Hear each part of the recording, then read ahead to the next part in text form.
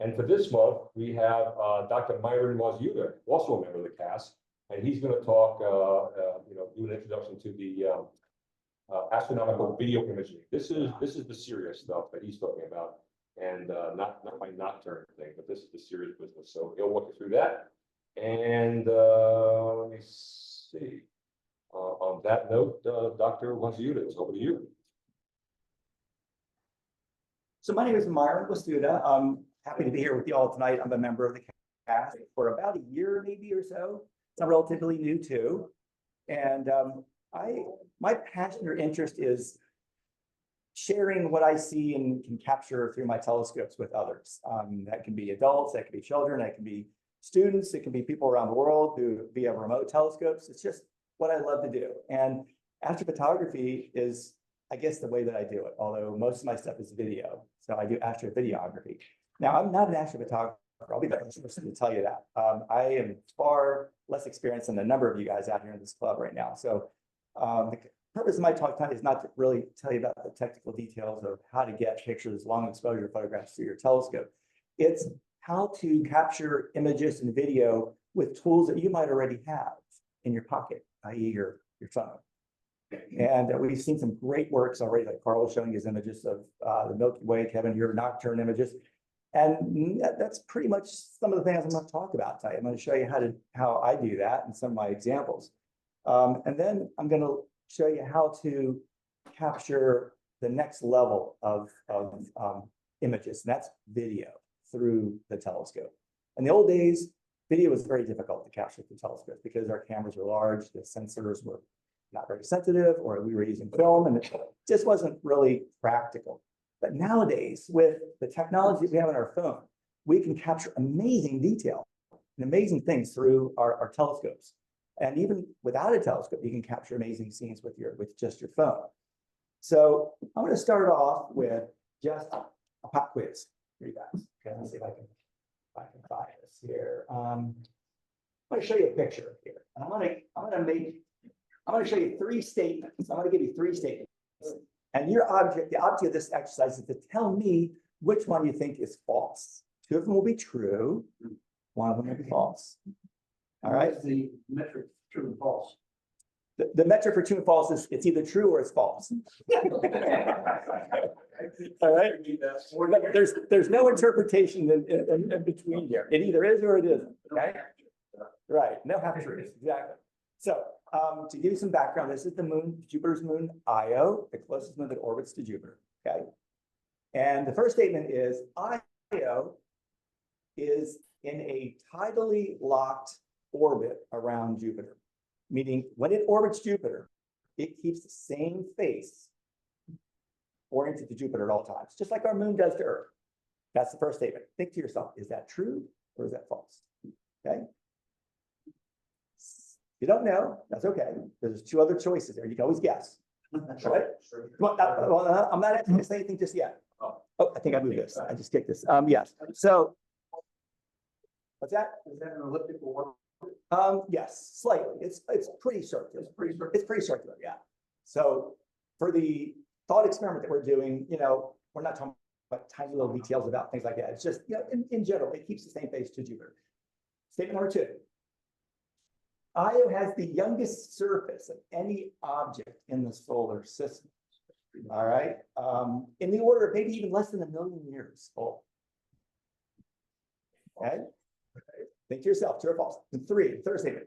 This image was taken by a space-based telescope, like the Hubble Space Telescope, or even a space probe, like the Galileo Space Probe on an approach to Jupiter in 1999. Okay. Those are the three, but you got to choose. One of those is false. Okay, let's go through them again. Who thinks that the statement, the first one I made, that it is tidally locked in its orbit around Jupiter is true or false? Who thinks it's true? Okay. All right. It is true. Okay. Most planetary moons that orbit very close to a much larger object or their parent body are in tidally locked orbits. That means they keep the same face to their parent planet. Statement number two, the surface of Io. is the youngest surface of any object in the solar system. It's continually being reworked. And it's less than 1 million years old. Is that a true or a false statement? Who thinks it's true? True. True. Yeah, you guys are right there. That's true. Whoa, so what does that mean about the last one?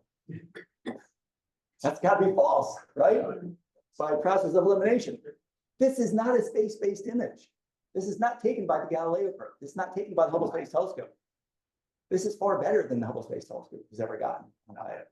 This was taken by a ground-based telescope. By this ground-based telescope. A large binocular telescope in Arizona. It's got two 8.4 meter diameter mirrors that work together. And they just got well, I didn't say just, I don't know how long, it wasn't too long ago. They got a new adaptive seeing system called the Shark Viz. Isn't it great? It says Shark Viz. That's their way of capturing amazing detail that's not even, that goes far beyond what you're able to see by normal adaptive optics type of stuff. So I'm not exactly sure how they do it, but this is a telescope that captured the highest ground-based resolution image of Io ever. And that's what you just saw. So the resolution on that image is about 50 miles.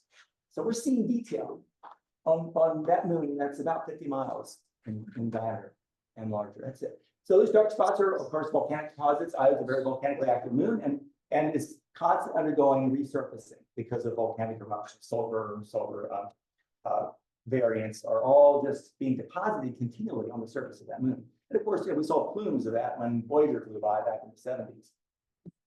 Okay. So let's get to the talk here. You guys did great. Passed. So in the old days, when we used to take pictures through telescopes, we used stuff like this. So this is an average astrophotographer's toolbox back in the 70s, 80s, 90s for taking pictures with telescopes. You had to have a camera that used film, which is not very sensitive, of course. It's only about 1 or 2% efficient, meaning it only captures about 2% of the light that gets to it. The grain for the film is the molecules are very large, so you can't really capture real fine detail unless you magnify the object really up. And to do that, you needed eyepieces with very long focal lengths, or you needed Barlow lenses, or you needed all kinds of stuff that you hooked up to your telescope that weighed a lot, that threw it out of balance. And then you had to aim the telescope because you couldn't see through it with the camera on there, using a device that maybe had a little pick-off prism in there right here that would allow you to look through the telescope and then flip the mirror back and be able to get a picture through it.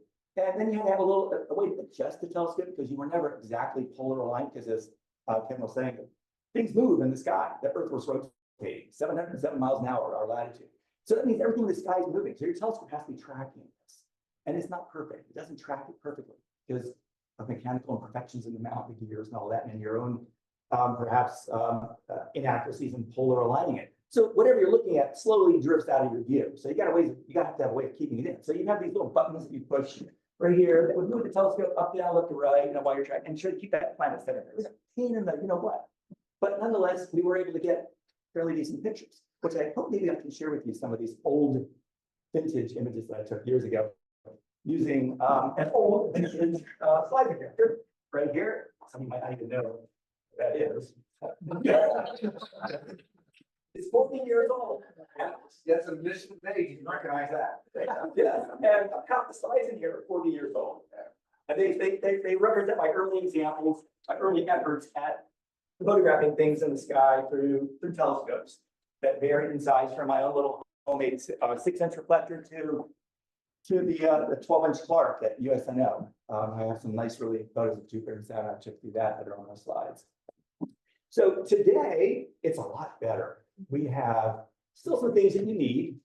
You have to have, of course, certain basics.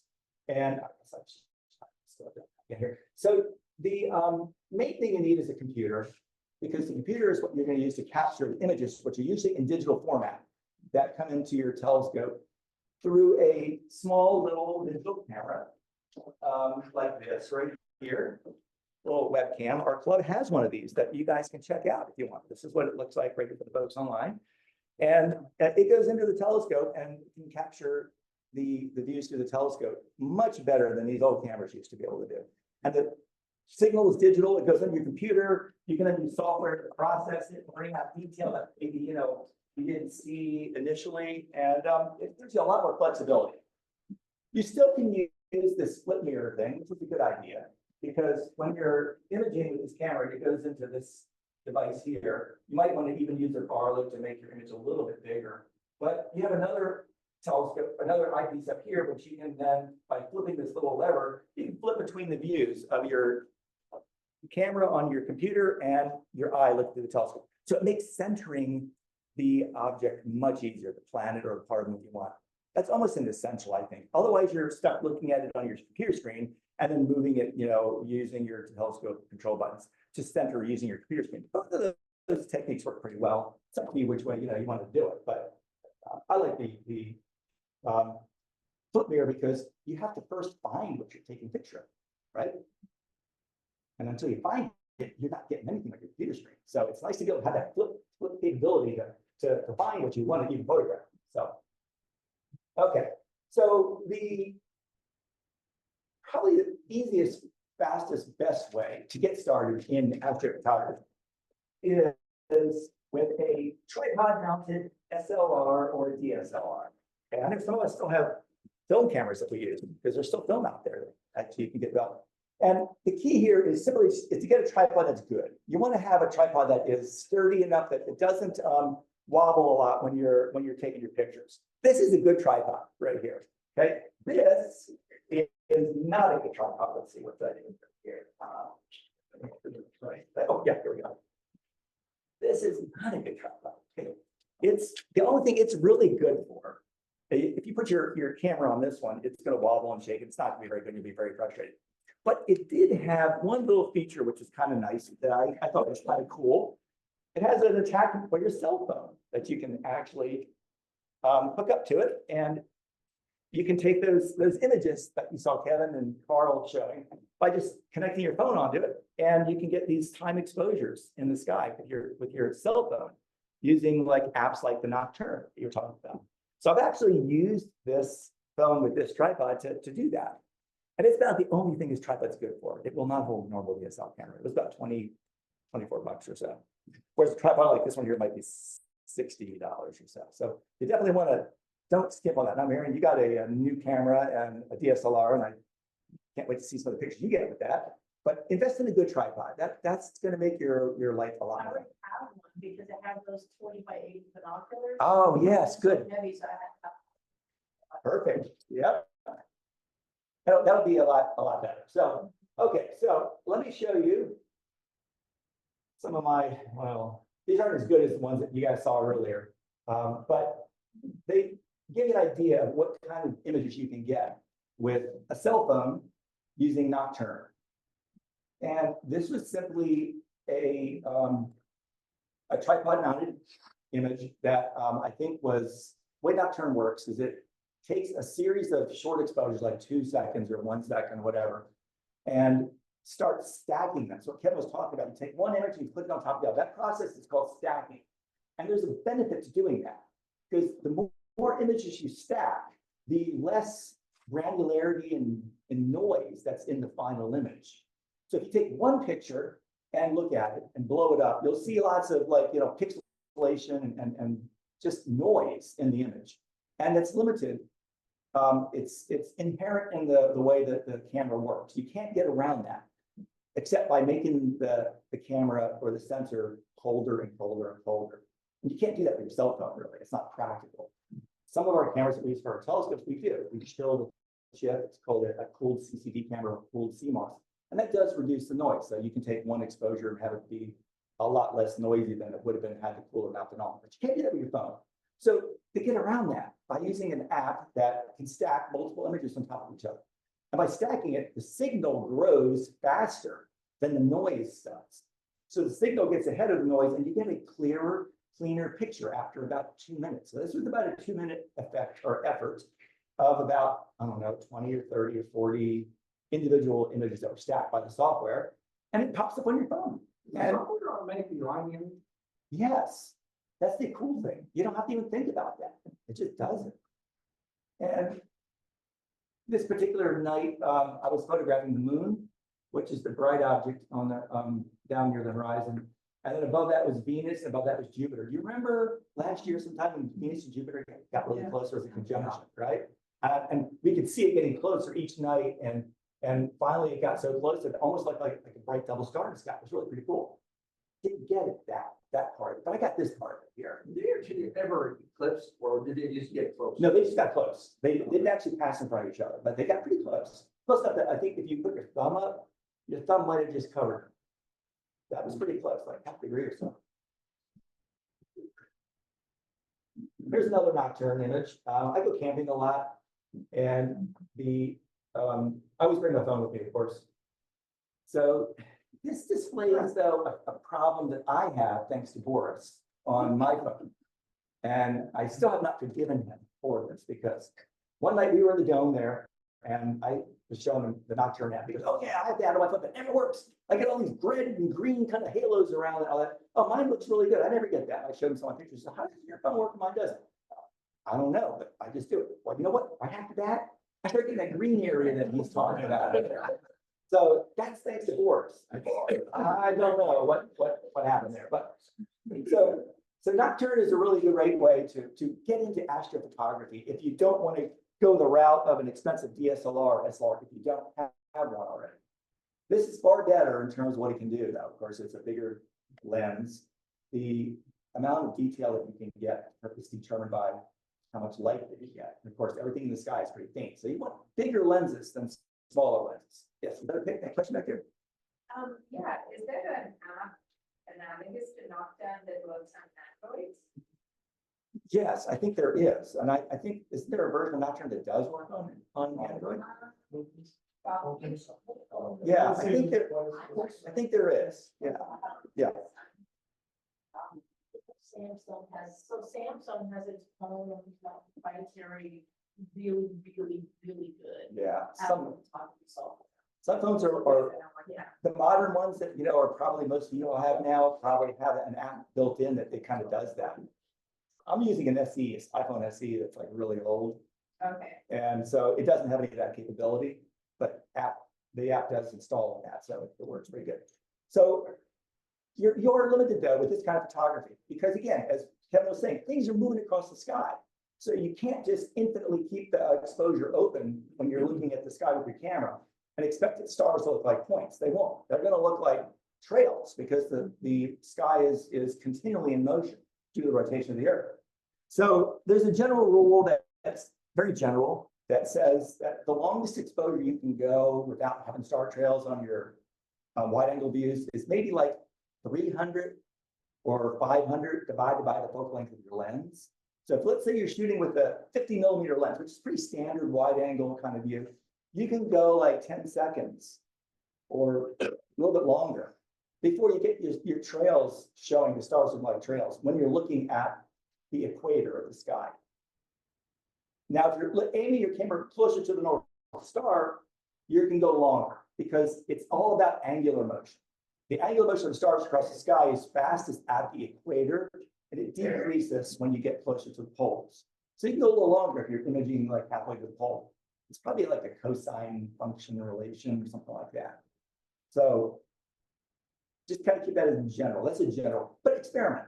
Use your camera, experiment with your lenses, go longer, go shorter.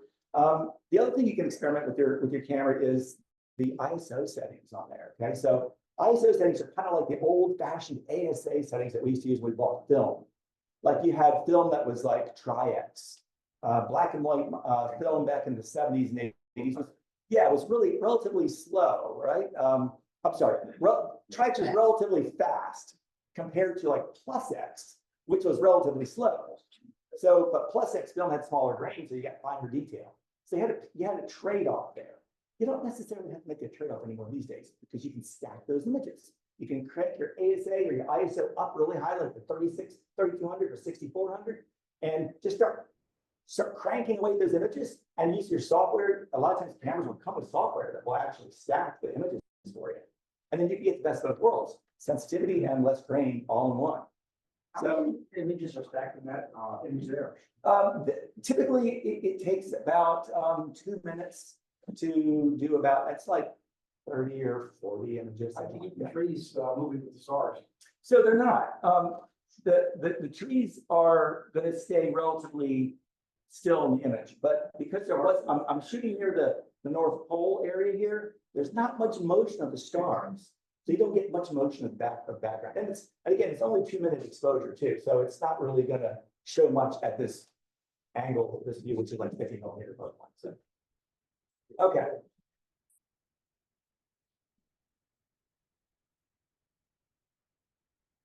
So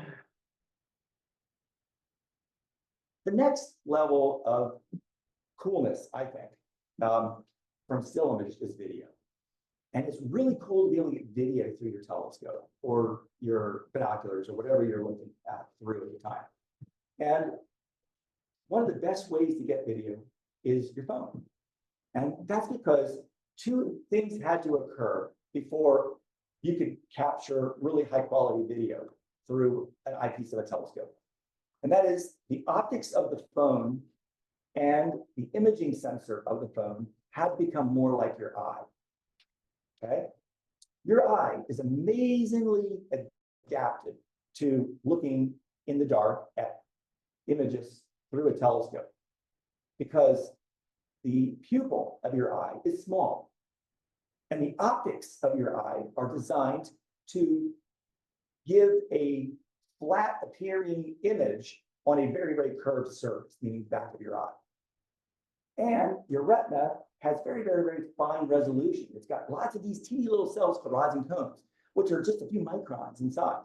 So even though the optics, the entrance of your eye is small, the aperture is small, you've got a really high resolution sensor behind it that's picking up all this visual information and transmitting it to the brain. And then your brain does something with that. It actually image processes it, whether you know it or not. Your brain is image processing all the time to help you see better. So until you could get those characteristics in a optical computer / system, you were out of luck getting good quality video through your telescope. Because the view through your telescope, when you are looking through it, is transmitted through an eyepiece that you see right here. And what you got to do is you got to bring your eye to a special place in this eyepiece called the exit pupil. Now, we all know about the exit pupil, whether you know that's what it's called or not. That's something that you are very familiar with, because when you try to look through a telescope, you got to kind of, when you're first looking through, you got to kind of bob your head this way or that way. You got to move up or down. You got to get closer. You got to get further. So, oh, there it is. Now I see it. Until you get to that point, you know, you're not looking through the exit pupil. You got to find that exit pupil. And in most telescopes, it sits about, maybe 10 millimeters or so outside of the lens that's here. How do you know exactly where it is? Well, pull your eye back from the telescope and look through the telescope from a distance. And when you look through a telescope at a distance, you're going to see a little dot, a little white dot in the center of that eyepiece. I don't know how well that shows up here or online there, but that little dot is your exit pupil. And you will not get the full view of your telescope until you mate your pupil, technically the entrance pupil of your eye. We're not going to get into that detail, but pretty much the front of your eye with the exit pupil of the telescope. So how do you know when you're there? You start by moving in slowly until the exit pupil gets bigger and bigger and bigger. And the minute you can see the edge of the eyepiece field of view, you're there. You don't want to go any closer, because then you're going to be vignetting. Your pupil itself will be cutting off light from the telescope. You'll be too close. So you can't be too close and you can't be too far. There's a happy medium at the exit pupil distance that you got to position your eye at to see through the telescope. And you do that without thinking about it once you become a telescopist, once you learn how to look through telescopes, right? So the trick, though, with the video is you got to do the same thing with your camera. You got to take this little lens right here, kind of, he's gonna sleep on me there.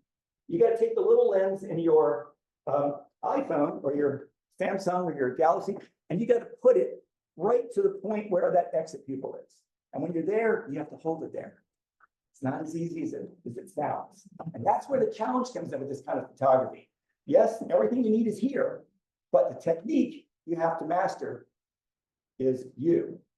And if you have tremor, or if you're not able to see in the dark very well, it can be kind of challenging. So my advice to you is start with a low power eyepiece.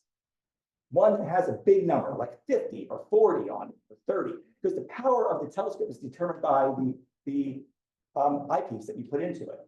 So your telescope magnification, it is variable depending on what eyepiece you have. Eyepieces that have big numbers, like 50 millimeters, give low powers. Eyepieces that have small numbers, like 6 millimeters or 5 millimeters, that's a high power lens. And the exit pupil on a high power eyepiece is very small. You're shooting for a tiny little target. The exit pupil of a low power eyepiece is much bigger, much more generous. So you have a better chance of finding that. Let me show you a video of that process that I did here. So you can actually see firsthand what this is going to look like, what it looks like here. So let me see if I can. That, okay. This technique is called afocal imaging. Afocal meaning there's no focusing of the light. Once you get it focused for your eye, it's usually fine for the camera here. Okay. In other words, you're not at the focus point of the telescope, you're at the exit pupil of the eyepiece. They call that afocal. Here's the video that shows the concept.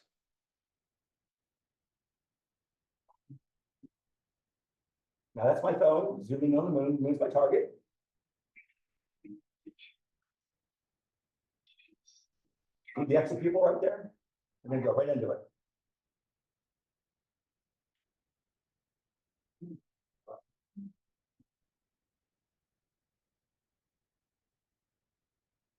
Where you want to be. Yep. And that's because your camera has a very wide angle. These are high precision optics, wide angle lenses, and they're made with very high resolution sensors. And that's what you need. It wasn't until you could get a small, tiny lens with extremely accurate figuring and high quality glass that you could get video like this. And now your phones have it. So, Myron, were you touching your? No. I mean, to the eyepiece? Yeah. No, that's the thing, you can't. Because if you touch it, you're inside that exit pupil distance. You're going to cut your view down. You have to hold it in space at that distance. Well, there are things like a cell phone map. Yes. So I was just going to say, some of you might find that helpful. They do make these kind of like oval shaped mats with little suction cups on them that you can stick to your phone. And then they have a little clip on it that clips onto the eyepiece of the telescope. So that it kind of just, it holds the, I'll take this part off right there. Tricky to adjust.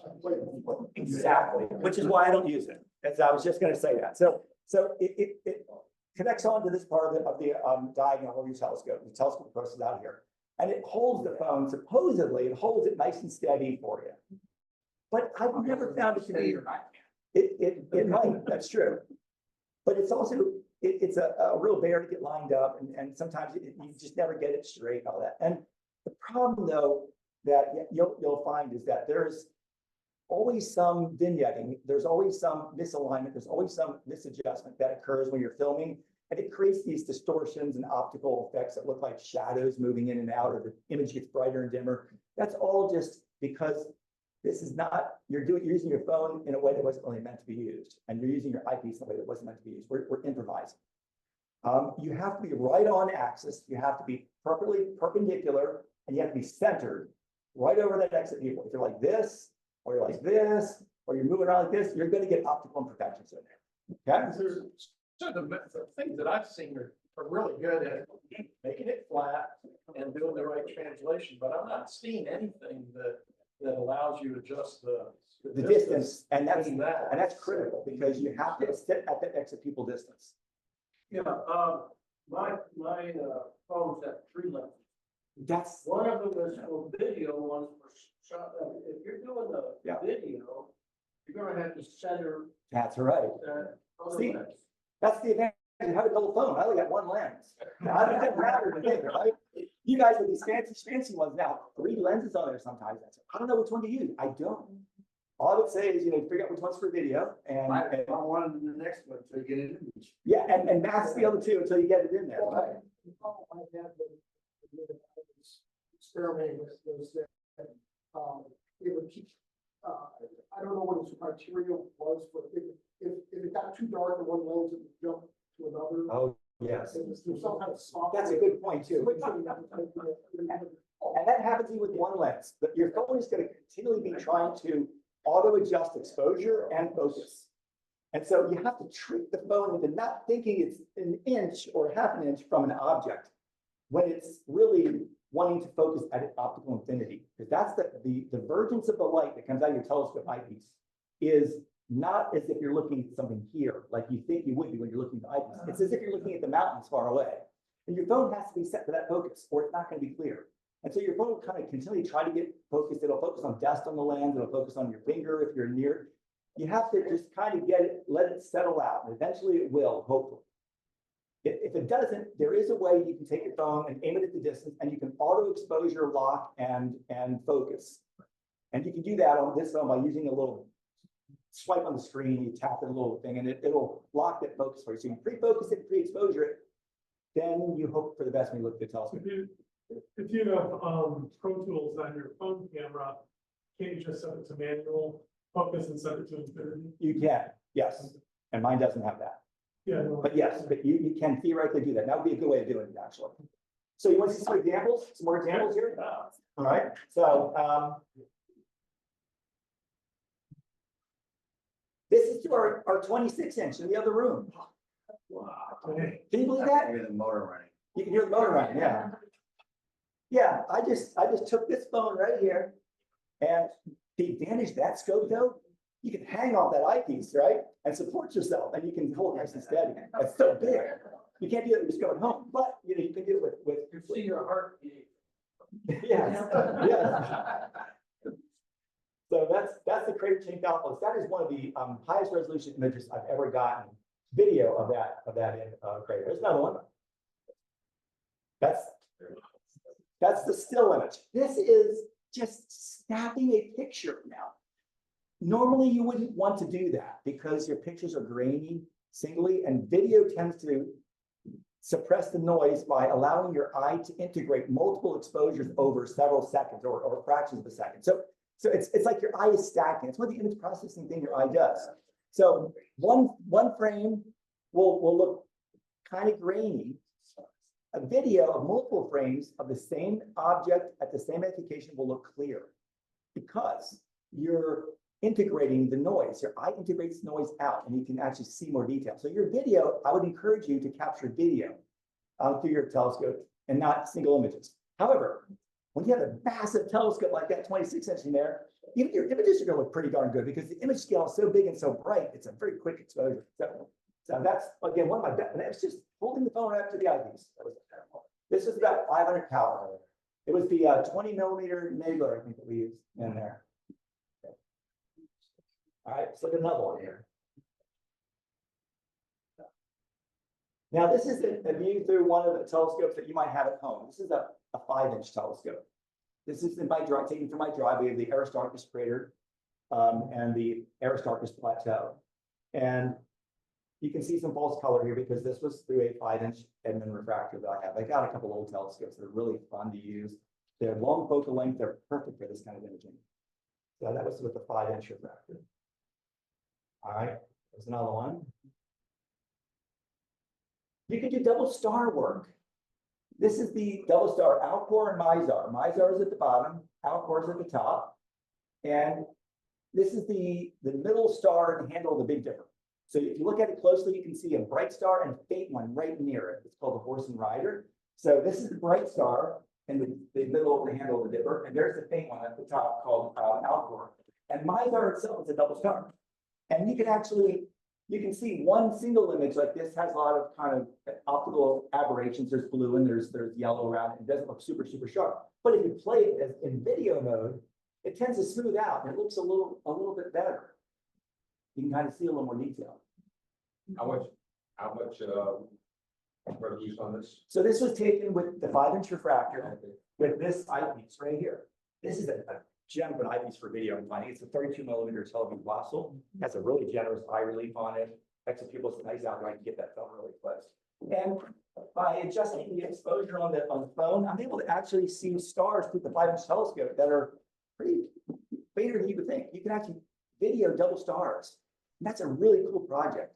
I hope that inspires some of you guys to be interested in using the 26-inch to get some really close doubles, some binary stars. I'm going to be submitting requests for observations on that actually only take about 10 years to orbit once. Can you imagine making a video through that 26-inch of a binary star orbiting in one complete orbit? It'll take us 10 years to do it. But hey, we got time. Got the telescope. And nobody's done that. You guys are the first club that could do that. Myron, Yeah. this is the little star here, that's Alcor. No, This is no, LEF. that's outdoors. No. No, this is through the telescope. So this whole field of view is only about 15, it's half the size of the moon. Oh, okay. So that's Mizar right there, which is a double. And then that's outdoor there. The other one's not gravitational. Correct. That's right, yes. Yeah, I think we were looking, I used my 5-inch to look at this just to show people stars. Yes. And at Mizar, maybe it's 14 seconds, right? 14 arc seconds, yes. So that separation there, both things, that's 14 arc seconds from one star to the other. And the resolution of a 5-inch telescope might be 1 arc second on a really, really good night. So pretty easy to capture that. All right, let's look at another one here. This is an image. That's the telescope I was using for those videos that you saw earlier. All right, it's a nice 5-inch f/15. It uses an Edmund scientific 5-inch lens, which they never made any telescopes with those lenses. They just sold the lenses, so you had to make the telescope around it. So that's what I did. You've used that here before, right? Yes, yeah, I brought that here. Yeah. All right, here's another video for your viewing pleasure.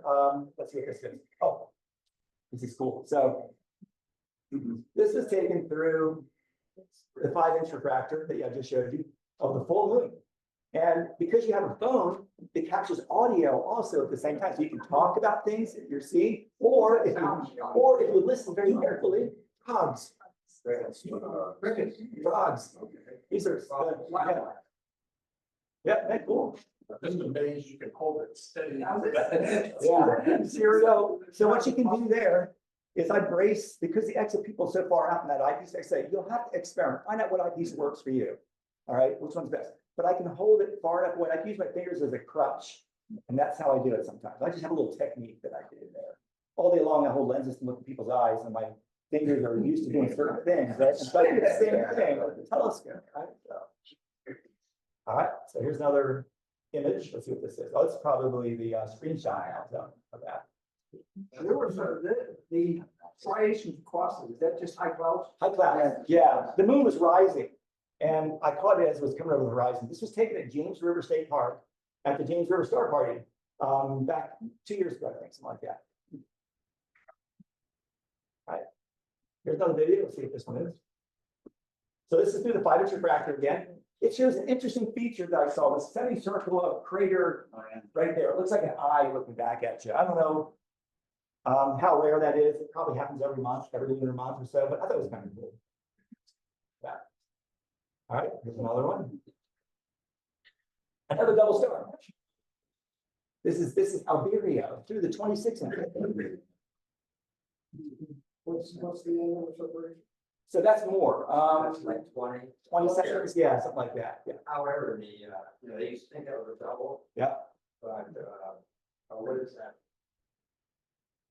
So it's not actually it's not in physical. Yeah, the bigger one is like many light years past. Yeah. So it's just a line of sight doesn't that, right? G or beta or G or whatever it's called. Yeah, it's not a true binary. Yeah. Let's see what this is. Okay. This is through Ed Preston's scope. That's the 20-inch. That's 20-inch. And Dave Sappington's night vision device. And I was using this phone to look through it. I'll show you again. So night vision enhancement is pretty cool too. That's M22. August 2nd, 20th Star Trek.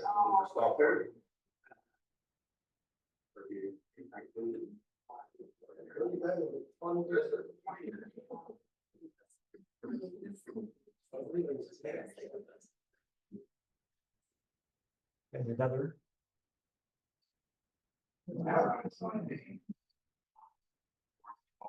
This will show you how I auto expose, how I adjust the exposure.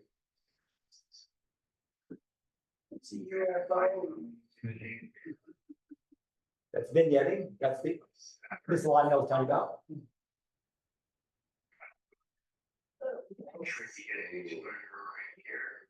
Still, that's pretty amazing to get that kind of view of Saturn. iPhone video. Look at that. So rings the separate. Right? Yeah, yeah. It's all, Now, the image improved. it did because I was getting better at holding it. You gotta get that, you gotta remember, you gotta be straight on, you gotta be on axial alignment. If you're off a little bit, the off-axis aberrations increase dramatically because you're using these lenses and these phones in a way they're not meant to be used. So you're really limited straight on gives you the best. Plus, I was exposing it, dropping the exposure down. So it's That first image looks like something you might get out of 2-inch refractor. yeah, until you get it right in focus. But Should be able to use an old ring or a washer or something, set it on with the top. Set it in front of the case. you could do that, but you need one specific for each eyepiece because remember, the exit pupil is at a different locations. In every Lots eyepiece. of different, Yeah. So when you have such a small target, I guess, is it less critical that you get the distance right? Yes, between the- because if you don't, because you don't care about everything else outside of it. That's right. It's all dark anyway. Yeah, in some ways that's correct. That is a little bit more forgiving in that respect. So here's Jupiter, do the 26-inch. Seeing was very poor this night. It was low in the sky, Boris and I were here very early morning, and it was like, it just wasn't, this does not do justice to what the 26-inch can do on Jupiter, but gives you an idea what kind of results you get.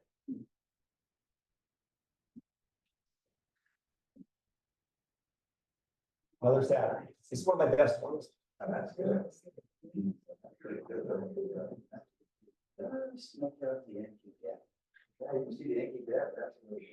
That shaking is my hand, by the way. It's not on the scope. That's what the 26-inch again? That's the 26-inch, yes. You can always hear the humming of the drive motor in the back. Sometimes you'll hear Boris or Kevin talking in the back. I have to edit their stuff out. Put some space music in the back. Yeah, right. So So the disadvantage of doing this with iPhones is you really can't process the images very easily. You're stuck with the raw video because a lot of times they use proprietary format and video, and it's hard to export it off the phone, get into image processing software. But I did do that on a couple of my images. And let me show you. This is one right here. This is with an iPhone image. This is wow. This is an iPhone. This phone right here, raw video. See if I can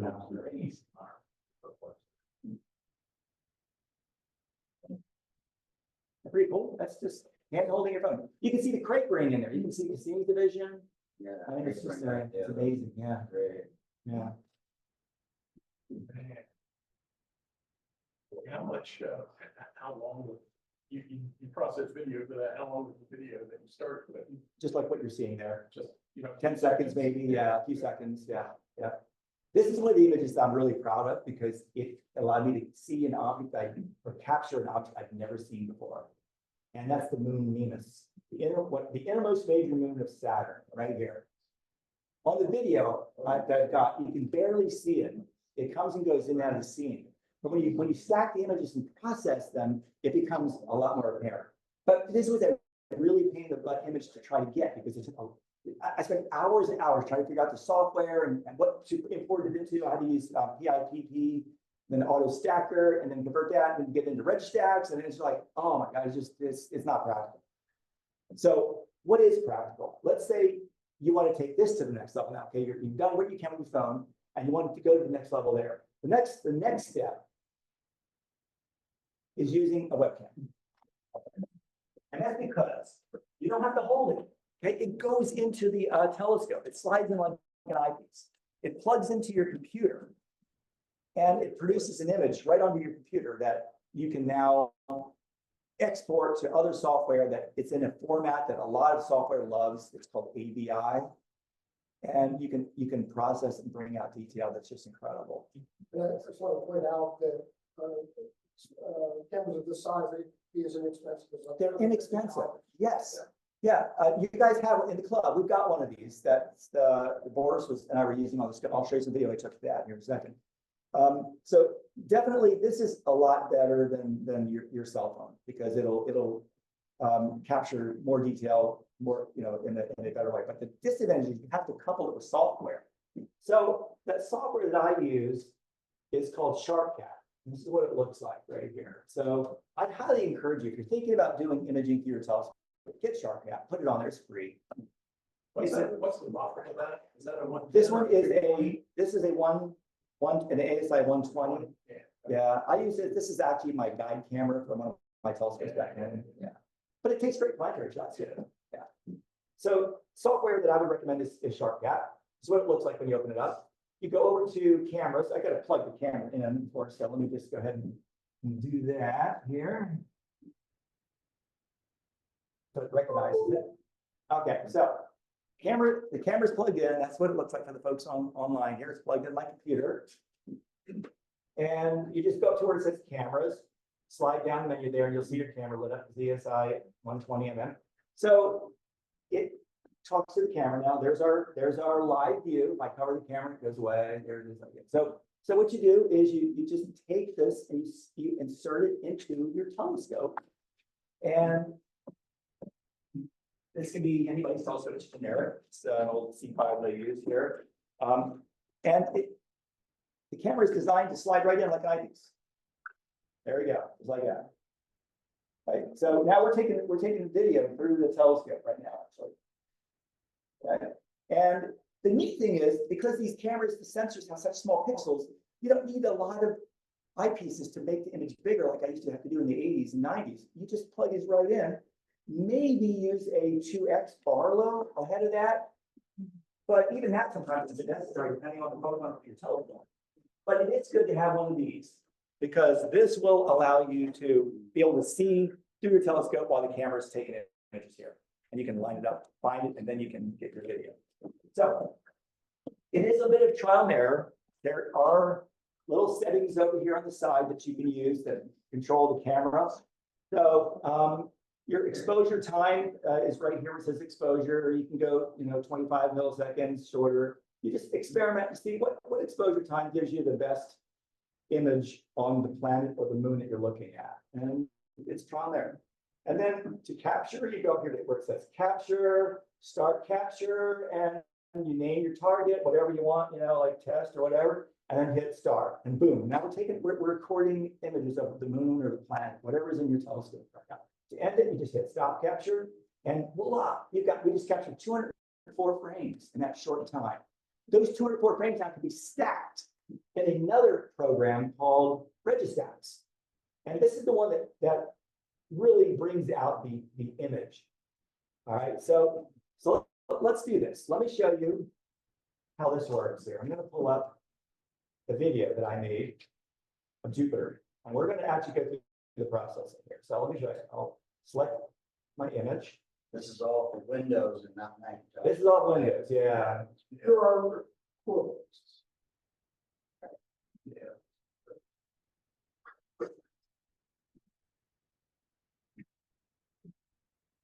Okay.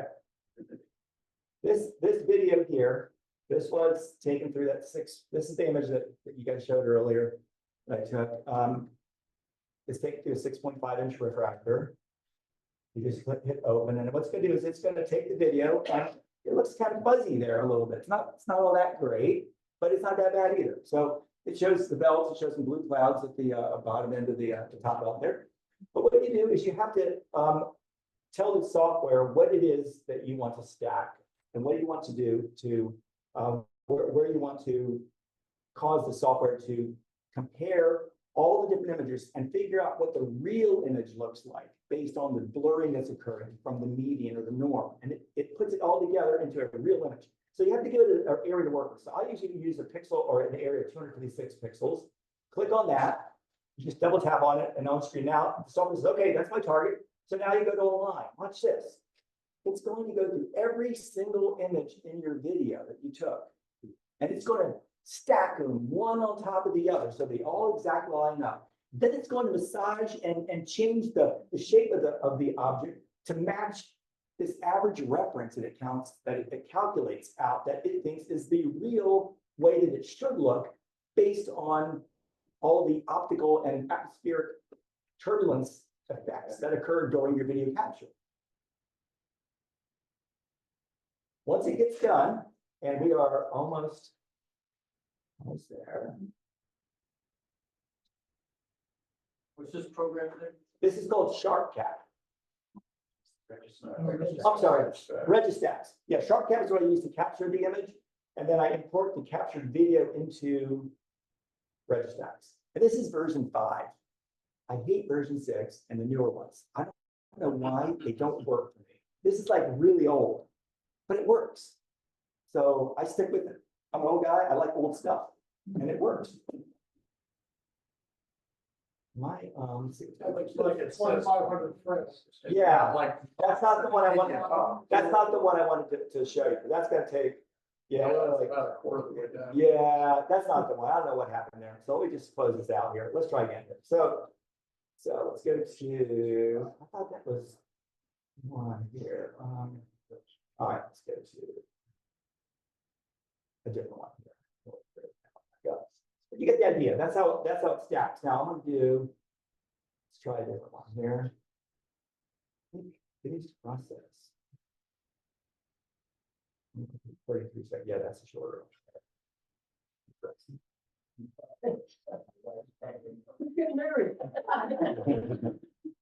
So you can do lunar also.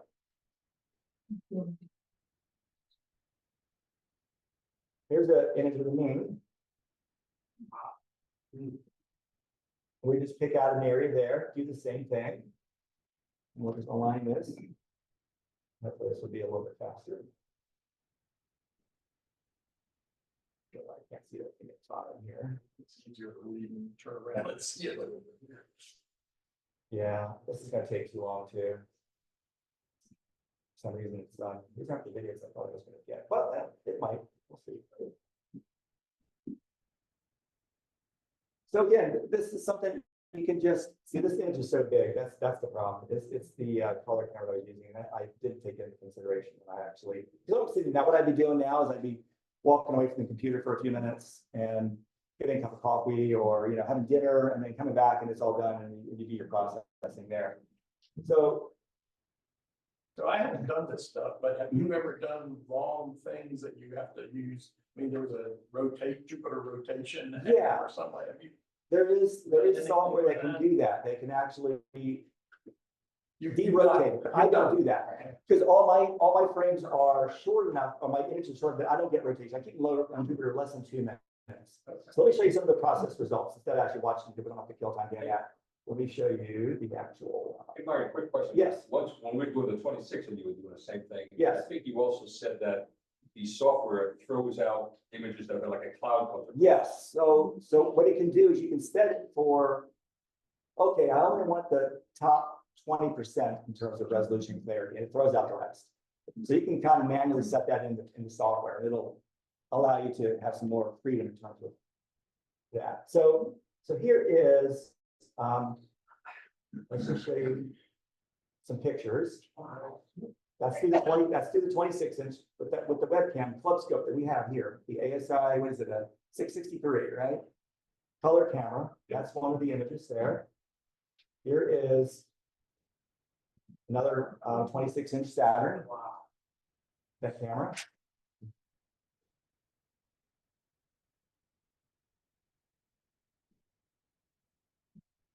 I'm not sure what crater that is. It's so big.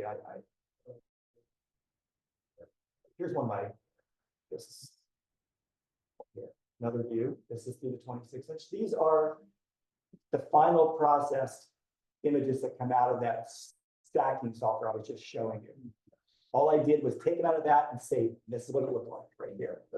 One thing that's kind of tricky with the 26 inch with color cameras is that the focal length is so long, there's actually a slight difference in the focus for the different colors. Yes. So you're almost. You notice better the blue, doing, the blue fringe there. Monochrome camera with Yes. filters. Filters, yeah.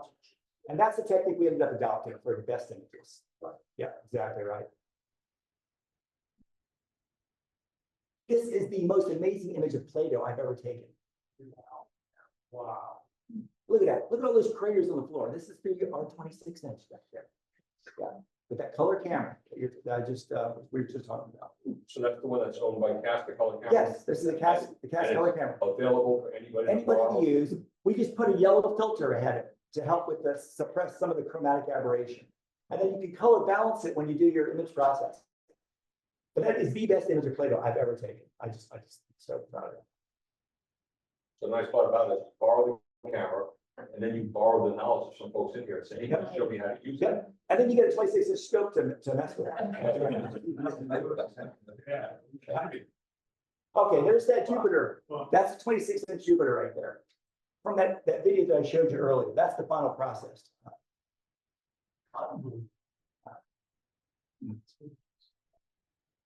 You want to get color photography through the, through the chromatic aberration. Mhm. Can you like put a red filter and a green filter and a blue filter? That's exactly what we did. Okay. Yes, we use a Mine mono was also- black and white camera. We take a red filter, put it on the scope, focus it, okay? Get our image sequence, put the green filter on, refocus it, get a sequence. Put a blue filter on, refocus it, and get a sequence there. And then add those three colors together to get your color. That's the best way to do it, but it's time intensive and much more complex. That's a lot of work in that same software to do that. Yes. So here we go. Here's our 26 with the camera. This is how it looks like when it's on there. This actually isn't the club's camera. This is one of my cameras that we were using, or no, actually a friend of mine's camera that we used to get those red, green, blue images. And here is another shot of the 26 with the camera on, and there's Boris helping out with the getting focus. And you can see that his computer monitor, there's the camera feeding to the computer. You got a green image of Saturn on there because we were using green. This is our green filter, just like you were saying. We did a red one, a green one, and a blue one, and then we combined them into that first picture I showed you. Just an observation here. I had no idea what was going on there, but I sat through this. I loved it. Now, It is cool. it is. If you don't want to mess with red, green, blue, black and white monochrome images, and you just want to stick your color camera on there, this is what you can get right here. This is an actual image with the ASI 663, taken back in October of last year.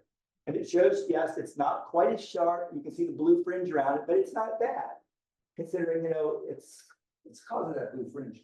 that is due to the fact that the telescope's objective lens is made of two separate components, a front and a back. They're made of different kinds of glass, and they can only focus because the lens acts like a prism, and it spreads out the light into its component colors, red, green, and blue. You can only focus certain colors close together with a big lens like that. And they focus it for the eye so that when you look through it, you don't notice this as quite as much. But when you have a camera on there that can see all the different regions of the spectrum that are unfocused, you get a kind of a hazy view like that. But still, not too bad. It's called chromatic aberration. Here's the another image of Jupiter with a webcam now, showing this is the one that I used to get that you guys showed at the beginning of the meeting. This is the raw video right here of that. This is your 6-inch scope? This is the 6.5 inch refractor. Yes, it's a Explorer Scientific apachromatic 6.5 inch. It's not mine. It's a buddy of mine's, but I got it a long-term loan because he's not interested in using it much anymore. Long-term loan. So this is through the 26 inch. You guys are talking about how the field of view is so small. This is the globular cluster M15, but it's not the whole cluster. It's just the central core. It's just the teeny little center part that's the brightest because our camera cannot see the whole view of the telescope's view as small as it is. It shows an even smaller area. And we aimed the telescope at a part of the cluster that has a planetary nebula. So it doesn't look any different than a star in this image. I grant you that. It's not impressive. But that is P's 1, the planetary, one of the only 2 or 3 known planetary nebulas inside a globular cluster.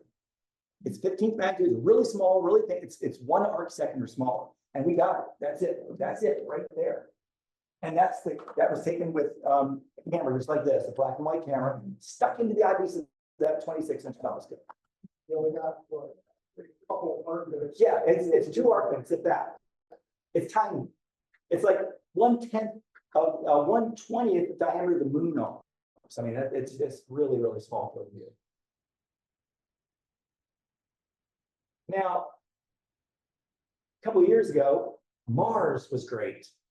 And this was where we cut our teeth on the 26th. This is where I learned, and my buddy Boris and I and Scott learned how to use that massive telescope to get images through. And it took us a while to get to this because we were having a lot of blur, a lot of images that were out of focus that we just couldn't get anywhere near what we were seeing visually. This image equaled or surpassed what we were seeing visually that night. And it's a red, green, blue image of Mars that we took using a monochrome camera like this, and we stacked the 3 images together. And it shows the polar hood, the North Polar hood at the top there, the blue cloud. It shows the detached area off the polar hood, right upper right there. It shows clouds along the sunset limb over here. I mean, it was amazing. And we got all that detail in there without hardly even trying, actually, once we got our technique down. Cool image of Mars. And okay, so what else can you do? I don't know what time do I get to be quiet? Oh, 3 minutes. 3 minutes. This week, we'll end up with this one.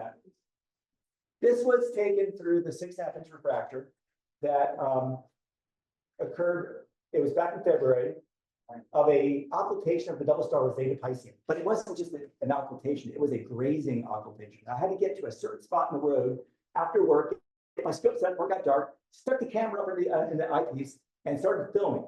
And I was on a path that this star right here will be completely occulted by the dark edge of the moon. The moon goes through there. You can't see it, but it's going through there. And there's clouds coming and going. It was scary because I didn't think I was going to get it. But that star disappears. When it disappears, then the target becomes this one. And this one goes through multiple brightenings and dimmings as it goes behind the lunar limb mountains and valleys. So just kind of watch this. This was really the best occultation video I've ever gotten. That finger one is Now, the fainter one is a double star, yes. And it has a very, very faint companion 1 arc second away that's too close and too faint to be seen in this image. However, when the moon limb covers up that star, its companion will still be visible as a very faint little spark of light there. And then you can see it also going in and out as mountain limbs cover it up. So this is the graze about to begin. And there it goes. So, do you see the faint little star? There's still a little something there. That's the 11th magnitude companion, 1 arc, less than 1 arc second away. You'd never be able to see it visually with the telescope when the star is in the sky. But because the moon's limb is there, it covered up the star. Now it's gone, so it's now been occulted. And there it is. And now there's the primary again. Did you see that real quick blip there? That was out again. There's the faint companion. So there, there it popped back in again. So there was multiple events occurring and just, and there's the end of the event right there. So the moon is moving from right to left in this image. What you'll see here in a second is you'll see an object come into the right. That's actually a lunar peak. It's not a star. That's the thin edge, the cusp of the moon now moving into the view because the moon is actually moving to the left. This is in real time, and it shows you the orbital motion of the moon. You can actually see that. And that's why solar eclipses occur, because when they go through various phases where you see the diamond ring and all that, and then it goes to totality, because the moon moves, and you can see that in that okay, so we're not going to have time to get to the old slide. Sorry about that. Maybe another meeting. Well, if we want, I mean, what we try to do is we try to get people out here by about 9 o'clock. But Yeah. if people want to stay a little bit later, he's got a whole slide deck of some. Or I can just come back another time and show. We could just do a old-fashioned photography. Okay. I guess it's really cool stuff. I got images on there that were taken with 12-inch at USNO that show the comet Hale-Bopp. Remember Hale-Bopp? I was observing Hale-Bopp through the 12-inch, the nucleus. I got images on film of the nucleus breaking up and showing these concentric hoods that look like curved arcs. It was amazing. The telescope, the scene was so good that morning. It was on film. Imagine getting one of these cameras, it would have been spectacular. So, okay. Any questions real quick? I'm happy to.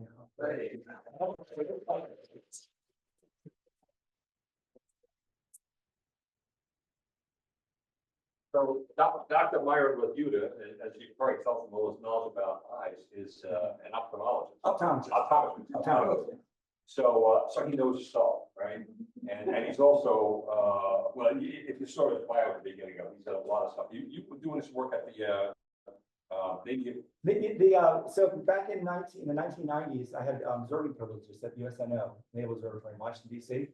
And I would drive up there, this is all before 9/11, of course.